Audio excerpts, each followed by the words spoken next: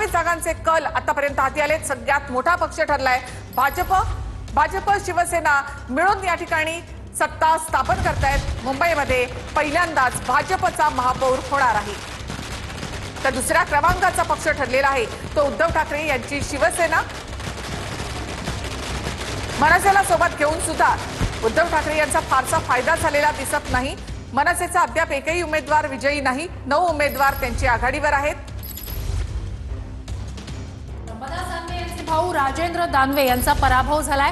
छत्रपती संभाजीनगरमध्ये महत्त्वाची घडामोड आहे। अंबादास दानवे यांच्या भावाचा पराभव झालाय। भाजपच्या अर्चना भालेराव 126 मुंबईतल्या वॉर्डमधनं विजयी झाल्या आहेत। मुंबई 126 वॉर्डमध्ये भाजपच्या अर्चना भालेराव विजयी झालेल्या आहेत। 99 जागांवर आघाडीवर आहे भाजप मुंबईत। छत्रपती संभाजीनगरमध्ये नेमकं काय आहे? 32 जागांवर भाजपची आघाडी, शिवसेना 24, राष्ट्रवादी 2 जागांवर, MIM 17 जागांवर आघाडीवर, शिवसेना ठाकरेंचा पक्ष 10 जागांवर आघाडीवर।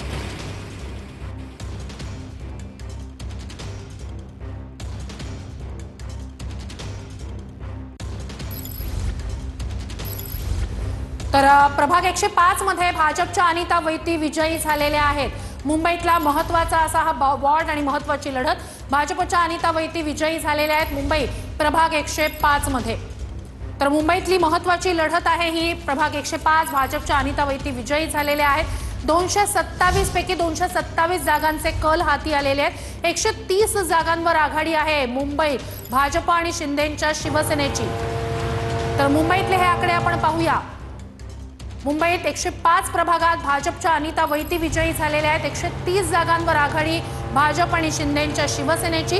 तर शिवसेना, मनसे आणि राष्ट्रवादी 72 जागांवर आघाडीवर आहेत। तर काँग्रेस आणि वंचित हे 14 जागांवर आघाडीवर आहेत। इतरांना 9 जागांची आघाडी आहे। तर 99च्या उंबरठ्यावर आहे भाजप आता। 105 प्रभागातनं भाजपच्या अनिता वैती विजयी झालेल्या आहेत। तर मुंबईतली ही महत्त्वाची घडामोड, मुंबईतला हा सत्ता पालट आहे। भाजप सत्ता त्या ठिकाणी मिळवतोय आणि सगळ्यात मोठा पक्ष मुंबईमध्ये भाजप होतोय। मुंबई प्रभाग 105 मध्ये भाजपच्या अनिता वैती विजयी झाल्या आहेत।